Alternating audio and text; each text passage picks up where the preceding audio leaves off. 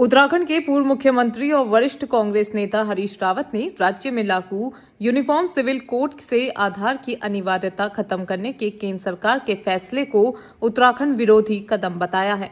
उन्होंने कहा, ये फैसला राज्य की नागरिकता प्रणाली और नियंत्रण व्यवस्था को कमजोर करने वाला है। हरीश रावत ने कहा कि जब यूसीसी लागू किया गया था तब आधार के आधार पर पंजीकरण को एक नियंत्रण व्यवस्था के रूप में रखा गया था ताकि बाहरी लोगों की पहचान सुनिश्चित की जा सके। अब जब सरकार ने उस नियंत्रण को हटा दिया है तो कोई भी व्यक्ति जो यहां यूसीसी में पंजीकरण कराएगा वो उत्तराखंड की नागरिकता का दावा कर सकता है। पूर्व मुख्यमंत्री ने कहा, ये कदम उत्तराखंड की मूल भावना और स्थानीय हितों के खिलाफ है। आधार की बाध्यता हटाकर सरकार ने दरवाजे खोल दिए हैं कि बाहर से आने वाला कोई भी व्यक्ति यहां पंजीकरण करा सके। ये न केवल हमारे सामाजिक ढांचे को प्रभावित करेगा बल्कि राज्य की जनसंख्या संरचना पर भी असर डाल सकता है। हरीश रावत ने आगे कहा कि सरकार द्वारा लिव इन रिलेशनशिप में पंजीकरण प्रक्रिया को सरल करने के नाम पर जो बदलाव किए गए हैं वो भी चिंताजनक हैं। उन्होंने कहा कि यूसीसी को लेकर जो भावना राज्य के लोगों में थी कि इससे सामाजिक अनुशासन और नैतिक संतुलन बनेगा, वो अब सरकार के ऐसे निर्णयों से कमजोर होती जा रही है। सरकार ने जो कहा था वो पारदर्शिता और सुरक्षा का सिस्टम बनाने के लिए था।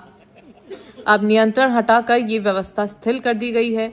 ये उत्तराखंड की संस्कृति, सामाजिक मूल्यों और स्थानीय हितों के लिए ठीक नहीं है। बिहार में आरजेडी नेता सुनील सिंह द्वारा चुनाव आयोग को चेतावनी देते हुए कहा गया कि अगर चुनाव परिणामों में गड़बड़ी हुई तो नेपाल जैसा दृश्य देखने को मिल सकता है। इस बयान पर प्रतिक्रिया देते हुए हरीश रावत ने कहा कि जनता के भीतर गहरा अविश्वास और संदेह घर कर गया है। आज लोगों को लगने लगा है कि चुनावों को मैनिपुलेट किया जा रहा है। ये स्थिति बहुत खतरनाक है। लोकतंत्र में जब जनता का विश्वास हिल जाता है तो ये विध्वंसक परिणाम देता है। उन्होंने आगे कहा कि सरकार और चुनाव आयोग दोनों को ये सुनिश्चित करना चाहिए कि लोगों के मन में कोई संदेह न रहे। अगर पारदर्शिता नहीं बढ़ाई गई तो ऐसे बयान और माहौल लोकतंत्र के लिए हानिकारक साबित होंगे। चुनाव आयोग और सरकार को जनता का भरोसा कायम रखना चाहिए। संदेह बढ़ाना नहीं, खत्म करना उनका कर्तव्य है। जब ये भरोसा कमजोर पड़ता है तभी ऐसी टिप्पणियां सामने आती हैं। सर, यूसीसी का सरकार ने बड़ा निर्णय लिया है, अब आधार की बाध्यता को खत्म कर दिया है, कैसे देखते हैं? ये और एक उत्तराखंड विरोधी कदम है। आधार के आधार पर यूसीसी का पंजीकरण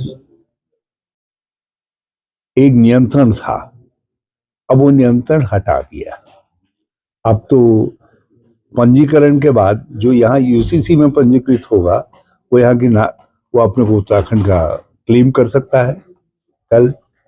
और यूसीसी को के अंदर लिव इन रिलेशनशिप में पंजीकरण को सरल करने के लिए ये जो कदम उठाया गया है ये उत्तराखंड विरोधी कदम है। कैसे देखते हैं?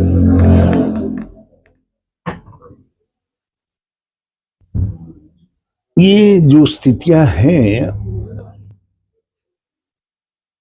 लोगों के अंदर एक गहरा संदेह भर गया है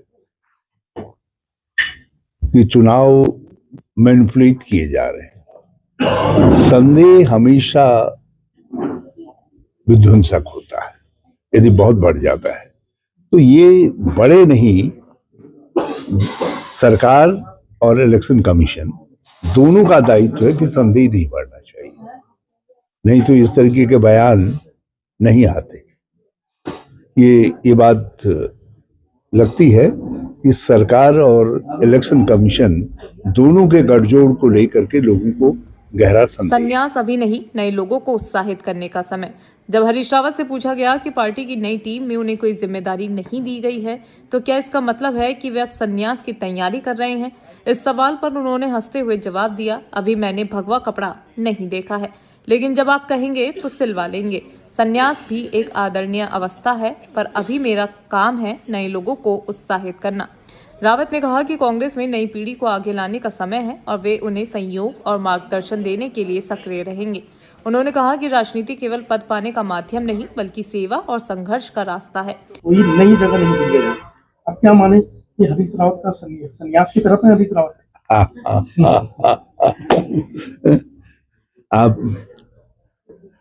अभी मैंने भगवा कपड़ा नहीं देखा है, लेकिन जब आप कहेंगे तो सिलवा लेंगे, हो सकता है। लेकिन और संन्यास भी तो एक आदरणीय अवस्था है, एक आदरणीय अवस्था है।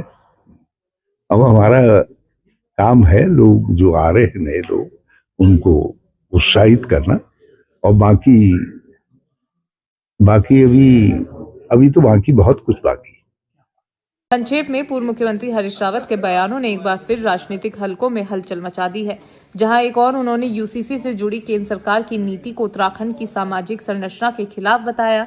वहीं दूसरी ओर उन्होंने लोकतांत्रिक संस्थाओं की निष्पक्षता पर सवाल उठाते हुए चिंता जताया। हरीश रावत ने ये भी स्पष्ट किया कि भले ही उन्हें फिलहाल कोई नई जिम्मेदारी ना दी गई हो, लेकिन वे अब भी राजनीतिक रूप से सक्रिय हैं और जनता के सवालों को उठाते रहेंगे।